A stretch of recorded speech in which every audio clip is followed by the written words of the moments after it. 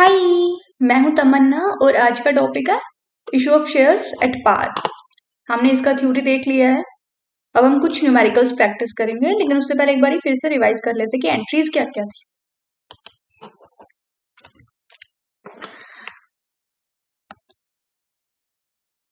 एक बार देख लेते हैं।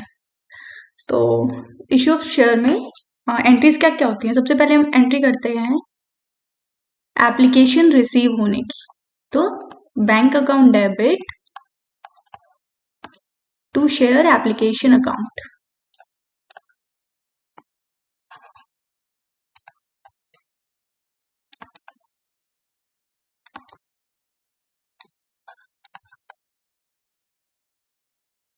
जो रिसीव हुई है, अब उस एंट्री को हमें ट्रांसफर करना, उस अमाउंट को शेयर कैपिटल अकाउंट ओपन हो जाएगा। तो share application account debit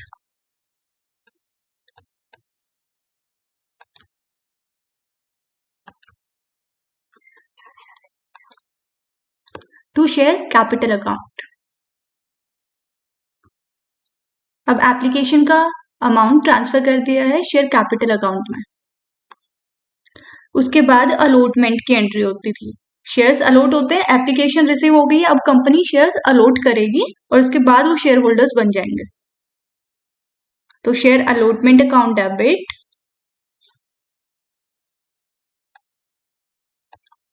to share capital account, to share capital account.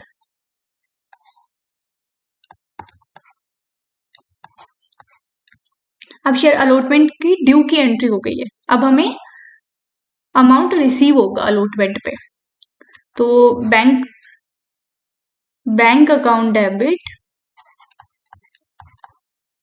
To share allotment account.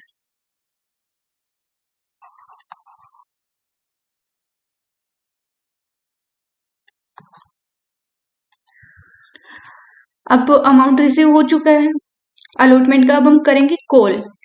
तो मान लीजिए कंपनी ने 2 कॉल किए हैं, एक फर्स्ट कॉल और एक सेकंड एंड फाइनल कॉल। तो 5th एंट्री हो जाएगी फर्स्ट कॉल के ड्यू होने की। Share first call account, company पैसा मंगवाएगी। Share first call account debit to share capital account.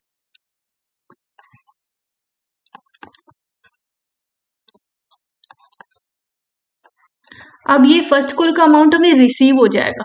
तो रिसीव की एंट्री क्या होगी? बैंक डेबिट होगा, क्योंकि कैश आ रहा है। तो बैंक अकाउंट डेबिट, कंपनी के बिहाफ पे सोच कर देखो, कंपनी के पास पैसा आ रहा है, तो bank account debit to share first call account.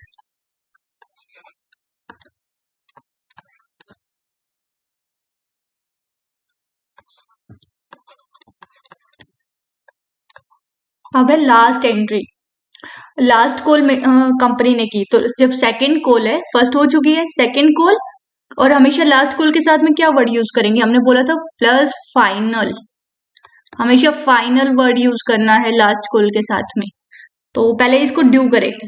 Due की एंट्री क्या होगी? Share first and final call account है, sorry, share second and final call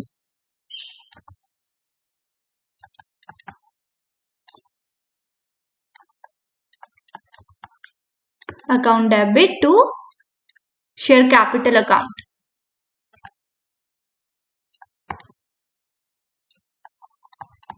अब ये हमें अमाउंट रिसीव हो जाएगा। तो कंपनी ने जब अमाउंट रिसीव किया तो क्या एंट्री करेगी? कैश रिसीव हो रहा है, तो bank account debit to share second and final call.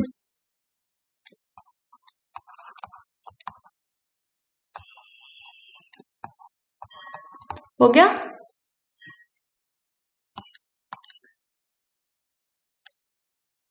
एक बार फिर से देखें। ये था bank account debit to share application account. यहां पे क्या हुआ? रिसीव हो गया कंपनी को application amount, received application amount, sorry. फिर हमने ट्रांसफर कर दिया एप्लीकेशन अमाउंट को कैपिटल अकाउंट में। शेयर कैपिटल अकाउंट ओपन किया तो एप्लीकेशन को ट्रांसफर कर दिया इसमें, या फिर बोल दो क्या कि हमें पैसा ड्यू का, लेकिन हमें रिसीव हो चुका है तो ट्रांसफर कर दिया शेयर कैपिटल अकाउंट में। फिर हमने अलॉटमेंट को ड्यू की एंट्री की, शेयर्स अलॉट किए, फिर वो हमें रिसीव हो गए। फिर नेक्स्ट पे फर्स्ट कॉल ड्यू हो गई, फिर फर्स्ट कॉल रिसीव हो गई, फिर फाइनल कॉल ड्यू हुई और फाइनल कॉल रिसीव हुई। हो गया। अब हम स्टार्ट करें।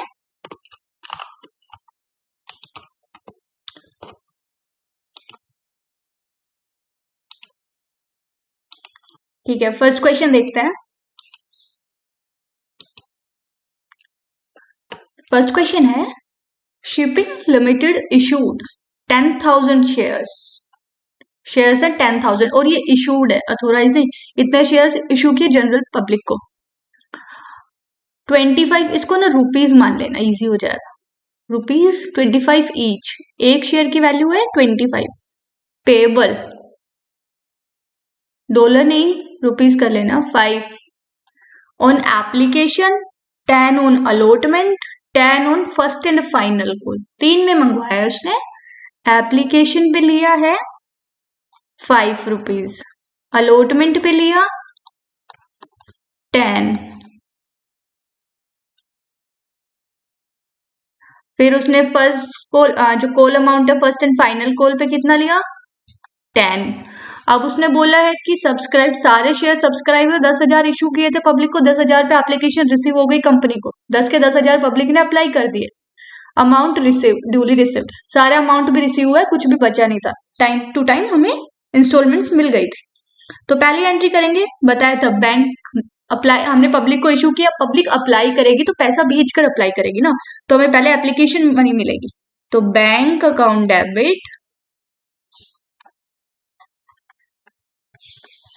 ये पहली एंट्री है।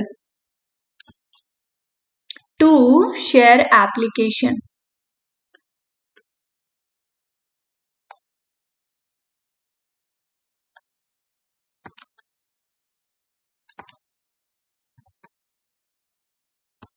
कितना है 5। कैसे करते हैं इसको, 5 मल्टीप्लाई 10,000, 10,000 शेयर्स पे 5,000 मिला, नहीं 5 रुपए मिला, 10,000 शेयर पे, हर शेयर पे 5 रुपए मिला है, तो कितना हो गया 50,000। यहाँ पे bank account debit 50,000, to share application 50,000, उतना ही अमाउंट शेयर एप्लीकेशन का हमें रिसीव हुआ है। फिर है ट्रांसफर करेंगे, अब हम इसको कैपिटल अकाउंट ओपन हो जाएगा, शेयर एप्लीकेशन अकाउंट डेबिट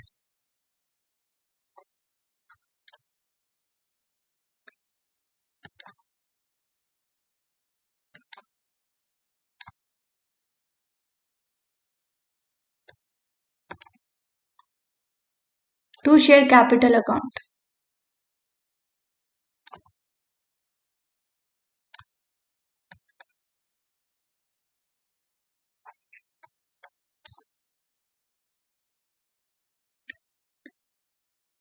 कितना है 50,000 मिला था, अभी 50,000 हम ट्रांसफर कर रहे हैं कैपिटल अकाउंट में, 50,000।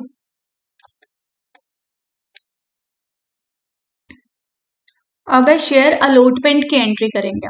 अब शेयर अप्लाई किए पब्लिक ने, अब कंपनी अलॉट करेगी शेयर, और शेयर्स अलॉट करने के बाद जिन लोगों ने अप्लाई किया था वो शेयर होल्डर्स बन जाएंगे कंपनी के, तो शेयर अलॉटमेंट की ड्यू की एंट्री हो जाएगी। शेयर अलॉटमेंट अकाउंट डेबिट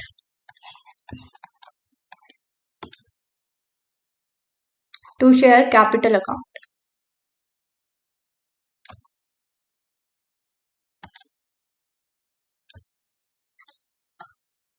ये शेयर्स पार पे, उसने बताया ना, तो यहाँ पे प्रीमियम का कोई जिक्र है ना डिस्काउंट का, इसका मतलब शेयर्स पार पे इशू है। शेयर्स एट पार मतलब क्या होता है, जितने का शेयर था उतने पे इशू हुआ है। 25 रुपए का शेयर था, 25 रुपए पे हमने पब्लिक में इशू किया है बस। कितना अमाउंट है 10 रुपीज है। अब कैसे होगा, 10 रुपीज पर शेयर है और 10,000 शेयर्स हैं, तो यहाँ आएगा 1 lakh. Share allotment account debit 1 lakh to share capital account 1 lakh.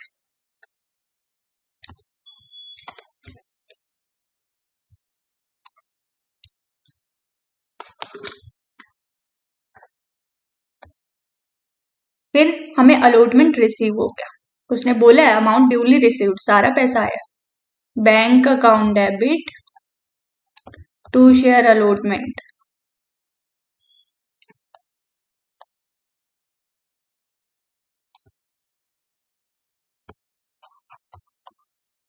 ₹1,00,000।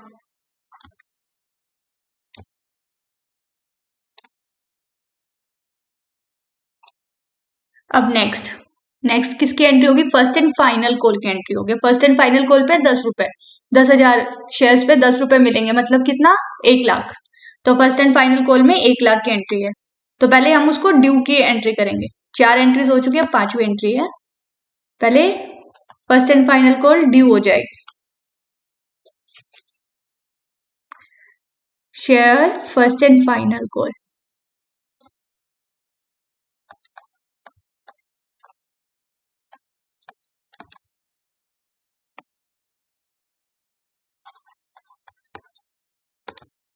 To share capital account.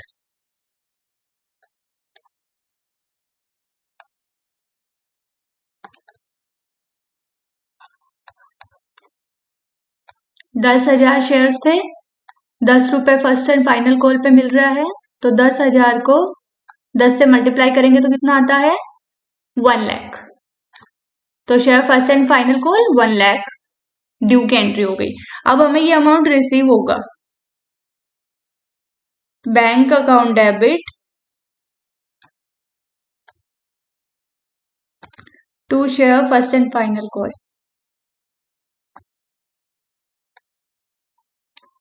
Final word use करना जरूरी है, जब लास्ट कॉल है तो उसके साथ में फाइनल वर्ड, ताकि पता रहे। फाइनल कॉल अकाउंट 1,00,000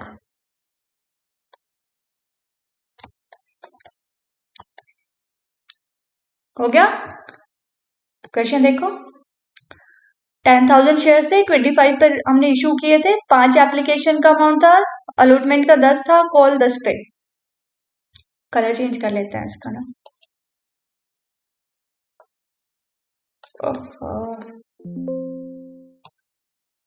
हाँ, तो 10,000 शेयर्स थे, 25 ईच पे इशू के, 25 रुपए पे 10,000 शेयर बेच रही है कंपनी। 5 रुपए एप्लीकेशन पे लेगी, 5 रुपए अलॉटमेंट पे लेगी, नहीं 10 रुपए अलॉटमेंट पे, कॉल पे 10 रुपए लेगी। पहले हमने कर दी रिसीव होने की, यहाँ पे हमें एप्लीकेशन रिसीव हुई है, फिर यहाँ पे हमने ट्रांसफर कर दिया एप्लीकेशन, किसके काम किसके तरफ, कहाँ ट्रांसफर कर दिया? शेयर कैपिटल अकाउंट ओपन हो गया ना, शेयर कैपिटल में ट्रांसफर कर दिया। अब यहाँ से सारी की सारी कैपिटल से रिलेटेड एंट्रीज होंगी। अब ये हो गई है ड्यू की एंट्री, अलॉटमेंट ड्यू हो गया, फिर अलॉटमेंट रिसीव हो गया, फिर फर्स्ट कॉल ड्यू हो गई, फर्स्ट कॉल रिसीव हो गई, क्वेश्चन खत्म। ठीक है, सबसे पहले ऐसे एक टेबल टाइप बना लेना है, ताकि हमें पता रहे कि क्वेश्चन में क्या क्या कितना अमाउंट दिया गया है, और इसके थ्रू हम सोल्व कर लें। अब करते हैं नेक्स्ट क्वेश्चन।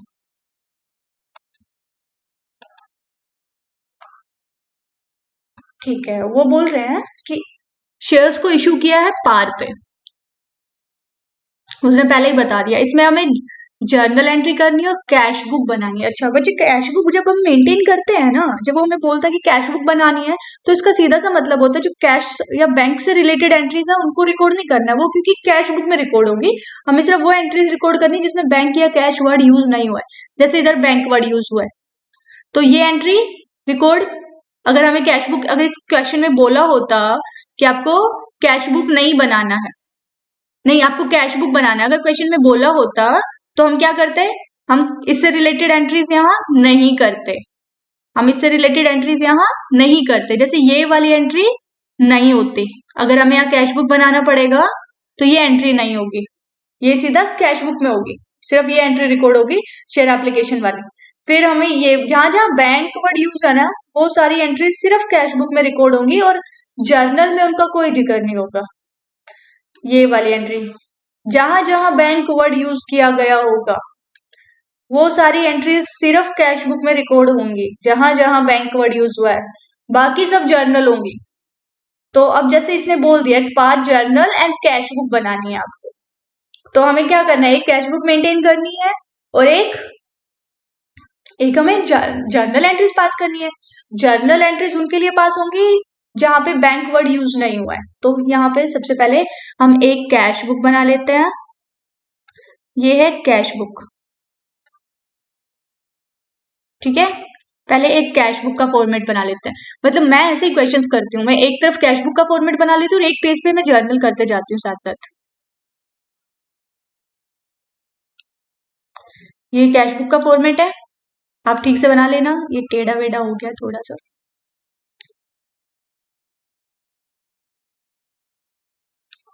और नेक्स्ट पेज पे हम जर्नल एंट्रीज पास कर देंगे।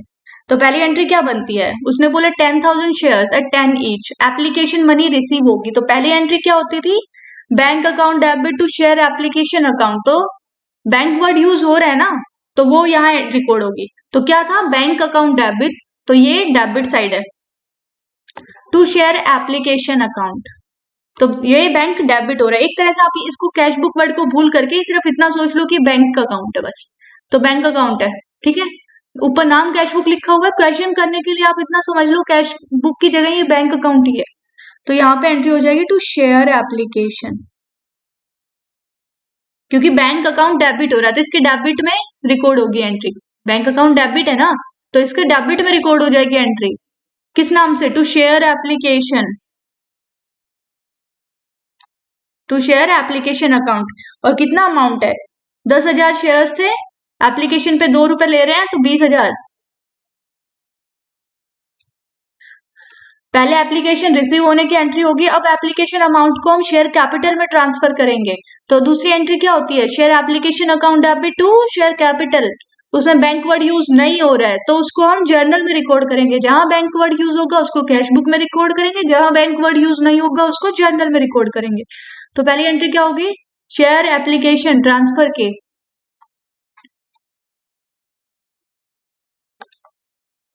Share application account debit to share capital account.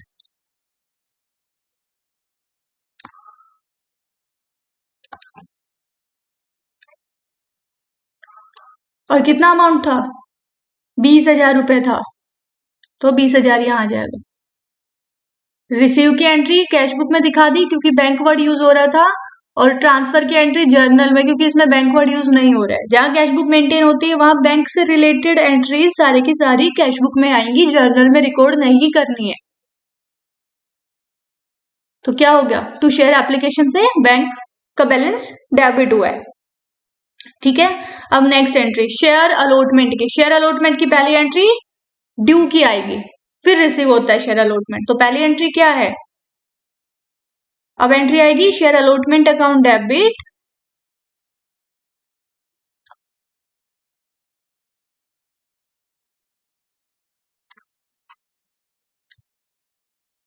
To share capital account.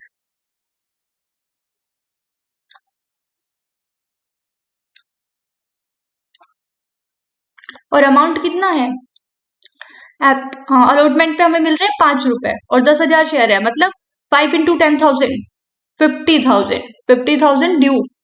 Allotment पे कंपनी मंगवा रही है 50,000, है ना। नोटिस आ गया कि 50,000 भेजो, अलॉटमेंट हो रहा है। तो अगली एंट्री क्या होती है, रिसीव की होती है। तो क्या था, रिसीव की एंट्री क्या थी, bank account debit to share allotment. तो बैंक डेबिट हो रहा है किस नाम से, शेयर अलॉटमेंट के नाम से। शेयर अलॉटमेंट कितने का, 10,000, वही पीछे वाला बैलेंस जो हमने ड्यू का दिखाया 50,000, वो अब रिसीव हो गया है। अब एंट्री है फर्स्ट एंड फाइनल कॉल कर दी है कंपनी ने, आखिरी कॉल की है कंपनी ने 3 रुपए, 10,000 पे मतलब 30,000 रुपए कंपनी फाइनल कॉल पे नोटिस भेज चुकी है आपको। Share first and final call को ड्यू करेंगे, share first and final call account debit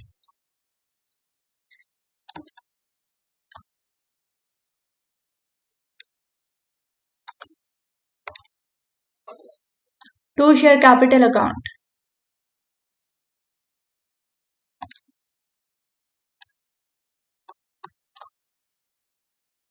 कितने पैसे थे, फाइनल कॉल पे 3 रुपए और 10,000 शेयर पे मंगवाया है, तो टोटल कितना हो गया, 3 को मल्टीप्लाई कर दो 10,000 से, 30,000।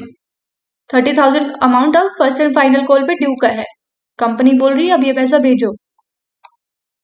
अब मान लो शेयर होल्डर ने पैसा भेज दिया है तो एंट्री क्या हो जाएगी, टू बैंक अकाउंट, नहीं sorry, bank account debit to share first and final call.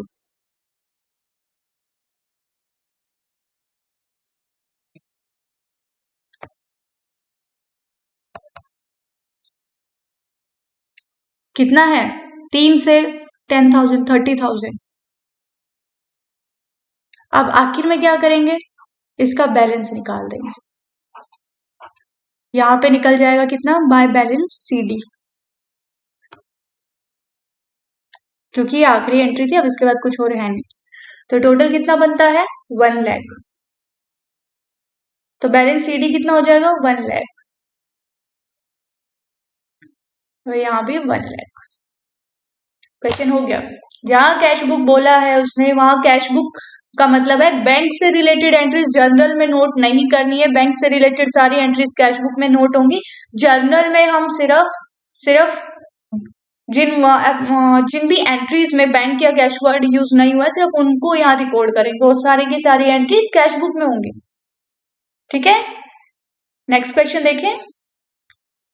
Authorised share capital question में है 1 लाख की, इसका मतलब 1 लाख साथ में रुपीज लगा हुआ है, 1 लाख रुपए की अथोराइज्ड शेयर कैपिटल है और 10,000 शेयर्स हैं, 10 रुपीज ईच के हिसाब, 10 रुपए के हिसाब से 10,000 शेयर्स हैं, और 2 रुपए एप्लीकेशन पे है, 3 रुपए अलॉटमेंट पे, 4 रुपए फर्स्ट कॉल पे, 1 रुपए फाइनल कॉल पे, एक्सपेंसेस हैं इशू पे, शेयर अच्छा शेयर इशू एक्सपेंसेस हैं ये 7,000 के।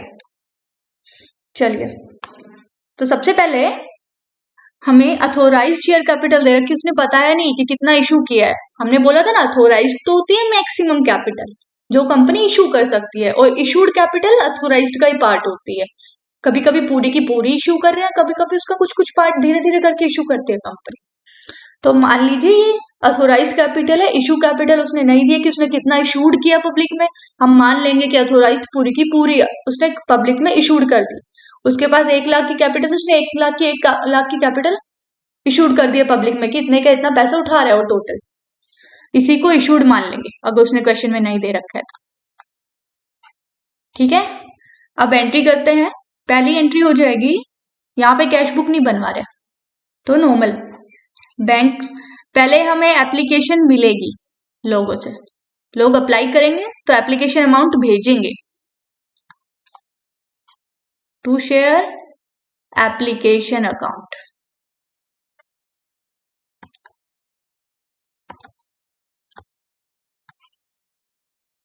दस 10,000 शेयर है, 2 रुपए एप्लीकेशन के हैं, तो लोग कितना भेजेंगे, 20,000। ब्रैकेट में लिख देते हैं, याद रहेगा, 2 इंटू में 10,000। फिर शेयर एप्लीकेशन अमाउंट, ठीक है, कंपनी को जिन लोगों को अप्लाई करना था सबने अपनी अपनी एप्लीकेशन भेज दिए with application fees. Application money के साथ साथ लोगों ने अपनी अपनी एप्लीकेशन भेज दी है पैसे के साथ साथ। अब उसको हम ट्रांसफर करेंगे शेयर कैपिटल अकाउंट में, तो शेयर एप्लीकेशन अकाउंट डेबिट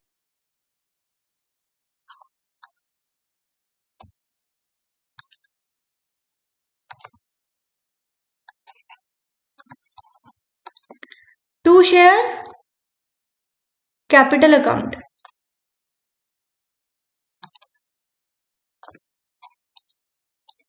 इतना ही पैसा ट्रांसफर कर देंगे।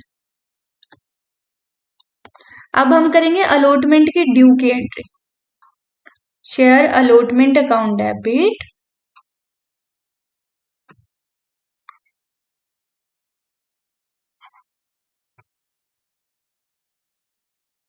To share capital account.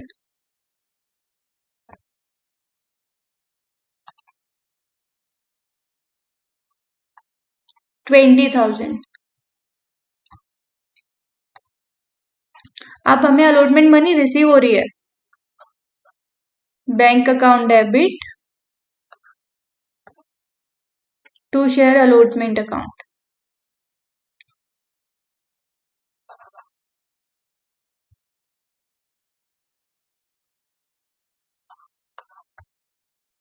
ओहो, गड़बड़ कर दिया। अलॉटमेंट का अमाउंट है 3 रुपए, तो हमें यहाँ करना था 3 से मल्टीप्लाई। 3 इंटू में 10,000 था, तो ये 30,000 अलॉटमेंट पे। वही ऊपर वाला लिख दिया, गलत कर दिया, सॉरी। हाँ,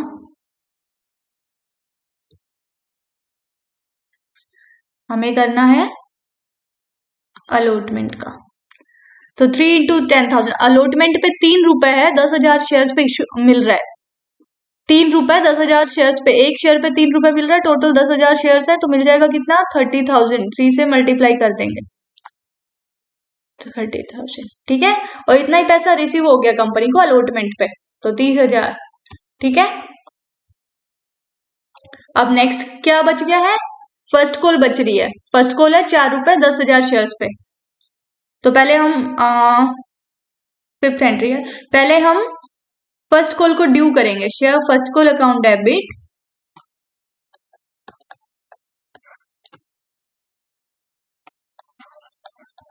first call account debit to share capital account.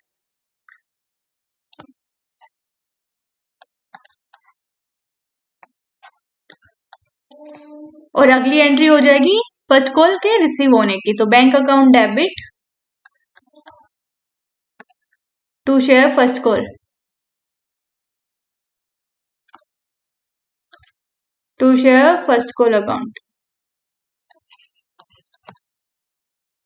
कितना अमाउंट है फर्स्ट कॉल पे? 4 रुपए, 10,000 शेयर्स पे मिल रहा है। ये 10,000 शेयर्स है और अभी मिल रहा है 4 रुपए फर्स्ट कॉल पे, तो 40,000। 4 इंटू में 10,000, तो ये हो गया 40,000।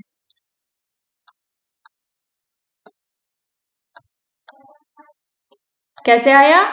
4 इंटू में 10,000 किया हमने। सेम इधर bank account debit to share first call में भी 40,000 आएगा। फिर है share first and final call company ने मेड की है। Share first and final call account debit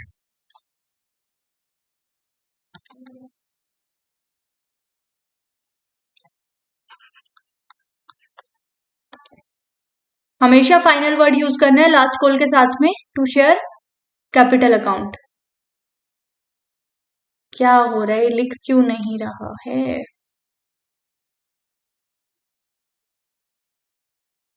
capital account. और फिर ये एंट्री रिसीव की, अगली एंट्री हमें, ये ड्यू की एंट्री लिखी हमने, अब लिखेंगे बैंक अकाउंट डेबिट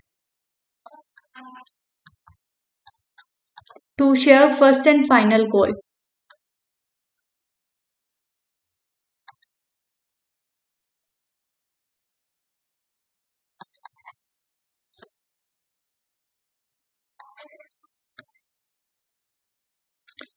कितना अमाउंट है फाइनल कॉल पे? कंपनी मंगवा रही है 1 रुपए और 10,000 शेयर। 1 रुपए के हिसाब से 10,000 पे कितने बनेगा? 10,000 इंटू में 1, 10,000। 10,000 10,000 10,000 10,000। कैसे आया? 1 इंटू में 10,000। ठीक है, अच्छा अब इसमें एक चीज और है नई, वो है कि कंपनी को expenses on issue of shares, share issue करने पे कंपनी को खर्चा आया है कुछ 7,000 का, इसकी एंट्री कैसे करेंगे? ये होगी लास्ट एंट्री 9। तो share issue issue expenses, expenses क्या है? नॉमिनल अकाउंट है, और हमेशा एक्सपेंसेस को क्या करते हैं हम? डेबिट करते हैं। खर्चा है, बिजनेस का नुकसान ही हो रहा है हमारा, तो हम क्या करेंगे? शेयर इशू एक्सपेंसेस को डेबिट कर देंगे। शेयर इशू एक्सपेंसेस खर्चा है, बिजनेस को पैसा जा ही रहा है ना, नुकसान है हमारे लिए, तो अकाउंट डेबिट 7,000। क्रेडिट किसको करेंगे? हमारे पास से पैसा जा रहा है, तो मैं कंपनी और मेरे जेब से पैसा जा रहा है ना, अगर मेरे को खर्चा हो रहा है तो credit what goes out to bank account. और हमेशा कंपनी में ट्रांजेक्शन्स बैंक के थ्रू होती है, कभी भी कैश में नहीं होती है, तो हम बैंक में से पैसा चला गया ना 7,000 कंपनी का, हो गई, सिंपल। आगे देख ले। अच्छा, शेयर्स इशूड टू प्रोमोटर्स, ऐसे भी कुछ एंट्रीज आएंगी जब आपको बोला जाएगा कि शेयर इशूड टू प्रोमोटर्स। जो प्रोमोटर्स होते हैं उनको कंपनी ने शेयर इशू किया, तो उसकी एंट्री क्या होगी? अमाउंट है नहीं, सीधा एंट्री देख लो एक बार इसका। तो ये प्रोमोटर्स है, ये कंपनी को फॉर्मेशन में हेल्प करते हैं, कंपनी के फॉर्मेशन में, कंपनी के बनने में मदद करते हैं। और फॉर्मेशन को हम एक और नाम से जानते हैं, इनकॉर्पोरेट। इनकॉर्पोरेशन कॉस्ट, की कंपनी के बनने की कॉस्ट। तो इनकॉर्पोरेशन सुना है ना, इनकॉर्पोरेट करते हैं, कंपनी बनने में मदद करते हैं। अब कंपनी को बनने में मदद कर रहे हैं, ठीक है, तो ये कौन सा खर्चा, जब हम इनको प्रोमोटर्स को शेयर बेच रहे हैं ना, प्रोमोटर्स को शेयर देंगे तो हम पैसा तो लेंगे नहीं उनसे, क्यों? क्योंकि उन्होंने कंपनी को बनने में मदद किया था। कंपनी को जो बनने में मदद कर रहे हैं तो कंपनी के बनने का खर्चा माना जाएगा इस शेयर को, क्योंकि हमें इसके बदले में कैश नहीं मिल रहा है, कंपनी ये दे रही है क्योंकि इन्होंने हमारी मदद की थी, कंपनी के बनने में मदद की थी, तो ये बनने वाला खर्चा हो गया ना, क्योंकि कंपनी को पैसा नहीं मिल रहा है तो कंपनी के लिए तो खर्चा ही यही है। कौन सा खर्चा है? बनने वाला खर्चा है। तो ये फॉर्मेशन और इनकॉर्पोरेशन कॉस्ट के नाम से जाना जाता है खर्चा, तो इसको बोलेंगे इनकॉर्पोरेशन कॉस्ट,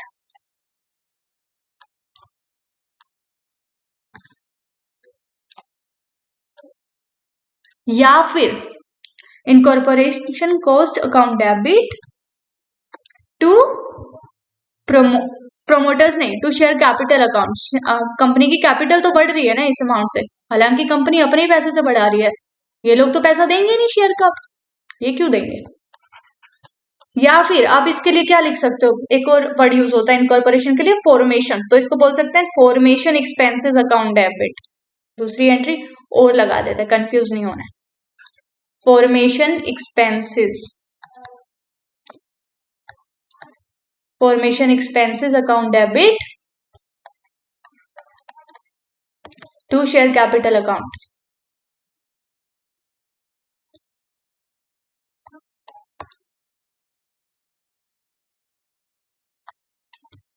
ठीक है, ऐसे ही होगा। इनकॉर्पोरेशन कंपनी के बनने का खर्चा, खर्चा कंपनी के लिए नुकसान ही है। अच्छा, ये अब ये यहाँ खत्म हो गया, ये सिंपल सी एंट्री याद